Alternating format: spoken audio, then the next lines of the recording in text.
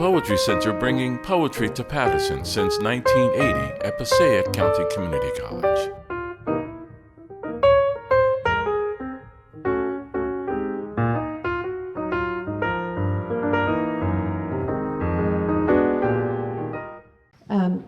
Nancy Lubarsky is the author of 2 books, Tattoos from Finishing Line Press and The Only Proof from Kelsey Press, which is for sale outside. Her latest book, Truth to the Rumors, also from Kelsey Press, will be published this fall. Nancy has been an educator for over 35 years and a retired school superintendent.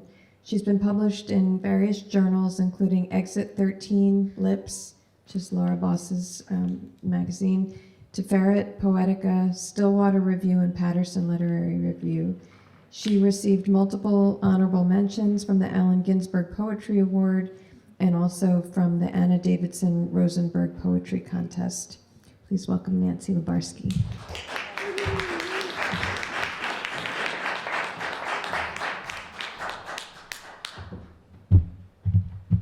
So happy to be here among my fellow honorees, and congratulations to you and to everyone else. Thank you.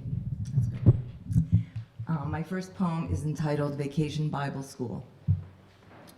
Jesus said, "Let the little children come to me." This had to be what Miss Marie told my mother after she knocked on our door to solicit young lambs for the next week's session. With her blonde bob and belted dress, she could have been June Cleaver borrowing a cup of sugar.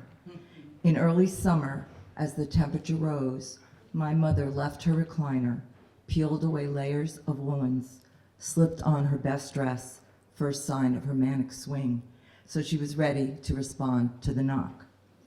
My older sister, out with friends, had long ago withdrawn from my mother's orbit, which left me as the offering. I heard my mother chat with Miss Marie. She was both attentive and erratic, fueled by a cocktail of barometric pressure and neural misfirings. My father, at work, did not know what was being sacrificed here. Our freezer was filled with kosher meat. We still used separate dishes and lit Friday night candles. Yet she signed me up for a week of Jesus in Miss Marie's living room. "Mom, we're Jewish, I whispered, but she wanted me there. Miss Marie smirked. "Young lady, I'll see you on Monday." This poem is called I'm Still Waiting. I'm still waiting for the decoder ring, the X-ray specs, and the hypno coins from the back pages of my Archie comics. I rip out the thumb-sized sketches that promise to transport me beyond my childhood and reveal the hidden secrets of my parents. It's all junk, they scold, plastic trinkets, a scam. I ignore their warnings. The color-splashed ads flaunt satisfied customers. Jughead-like sad sacks grow Charles Atlas biceps. Petless children raise bowls of sea monkeys. The decoder ring will unlock the Yiddish jibber-jabber flying around our apartment. The X-ray specs will permeate their bedroom door, expose my mother's fears, my father's anguish. If all else fails, the hypno coin will guide them into a deep trance, compel them to stop yelling. I send off the envelope, allowance coins taped inside. I wait, but nothing comes. When I'm older, I realize there really were no secrets. It was always about money or illness. Nothing rings or glasses could ever fix. Thank you. So this next poem is about my son. It's called The Path. I argued with the McDonald's counter girl until the line swelled behind me. She slid the Happy Meal prize back toward my teary son, explained that the car was all she could give him. The doll, she insisted, is for a girl. Maybe with just these few words, you can tell where this is headed, but we couldn't. Parents have enough to think about. We arrange activities, shepherd homework, scrutinize what they eat. We clear obstacles from the path we hope they take. On the sidelines, we make predictions. His smile, oh, he'll be a charmer. The way she argues, definitely an attorney. But their own rutted journey begins way before their feet touch ground. Of course, there were times we stumbled. The debate over Dr. Barbie. Would you rather a toy gun? Websites left open. He's just curious. Mysterious phone calls and meetings. Where are you going? Our older son's reports of taunts because he's in plays. A hickey on his neck. Maybe we were mistaken. And finally, New Year's Eve, we came home to a note on our pillow. He's been traveling 17 years in this direction. Just a small part of who I am, he advised us. He explains his other options, just in case. In the meantime, he would stay at a friend's, wait for our call to come back home.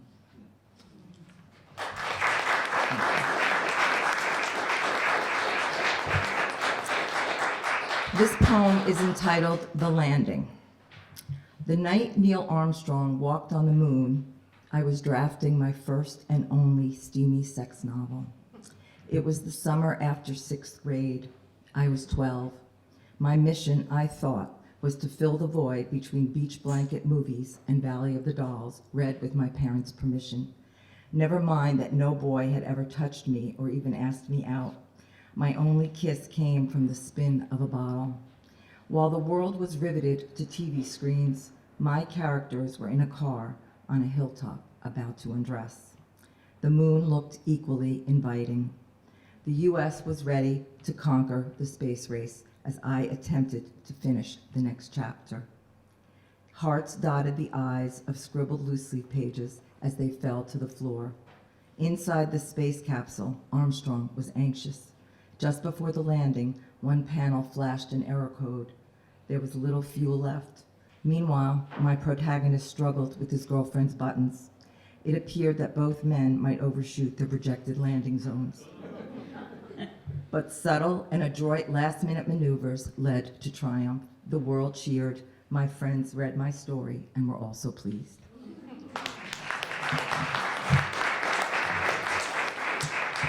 This poem is entitled Shane Walsh Field, and I was an English teacher for many years, and Shane was my student, and two of the stanzas are actually excerpts from one of his poems. Shane Walsh Field. My walking path curves around the baseball field. The newly cut lawn erases past season's footprints, but some players linger. Shane's name rises up. White letters arch over the red backstop, a name I hadn't thought of since I retired. He transferred midterm from his failed year at Our Lady of Perpetual Intolerance, a baseball player who never spoke. He reserved his words for the page. He took to the Canterbury Tales assignment. Chaucer might have agreed that Shane's prologue was a worthy imitation. We're a team full of various social chunks, nerds, hoods, and braggers, some of us drunks. We've been brought together by a common theme. Baseball's our sport, being champs is our dream. His journey was just beginning, but I was no longer his teacher. Shane forgot that stories could meander, change course. In his post-high school version, he never anticipated the plot twist. I saw the end of Shane's story before he did, in print, tossed on my lawn. He was headed for college stardom. What were his thoughts that dark night alone as he swerved into the path of that tree? I am Shane Walsh, a dominant force. I ace pitchers like nerds ace a physics course. I'm above the rest, ahead of the game. I'll make all the fans remember my name.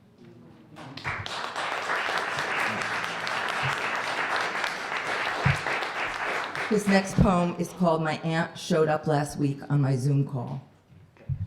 You showed up last week on my Zoom call. I didn't notice at first. I was amazed you even had a computer. We were on gallery view, a sheet of postage stamps. There were enough of us on screen, so I don't think the others noticed you. But then we made eye contact. You smiled when I smiled. We were both muted.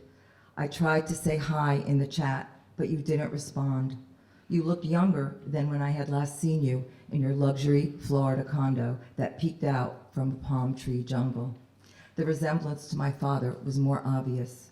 Your almond eyes clear, your once gray hair now dyed brown and much shorter, your teeth straighter, whiter. It was such a relief to see you. You were my mother long after my mother was gone. I clicked on the speaker button. One strange face filled the screen. The rest of us disappeared. I tried to stay focused on the lecture, but it was hard not to wonder. Things hadn't ended well with my cousins. Unfinished goodbyes swiped away by selfish sons who waited for you to die for your money. In a desperate moment at your request, one son told you how to end it.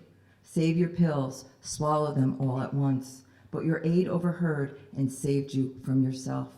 I wanted them to move you to New Jersey, but they said it cost too much. They left you to die alone in a nursing home. I didn't question how you got here. I was so happy to see you. The lecture was ending. We were back on gallery.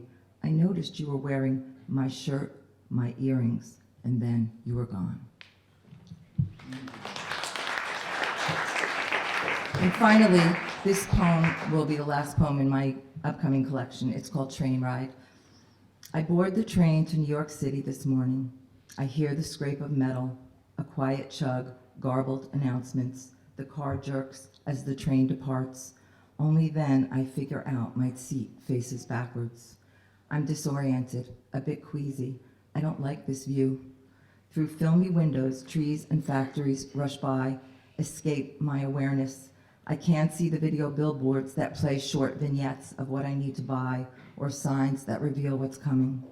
All I see are blank backs, but then I realize I can linger, gaze a bit longer. I imagine my stories on the back of these signs. What's already happened is clearer. I can't see what's ahead. It's a gift that we don't know what awaits us.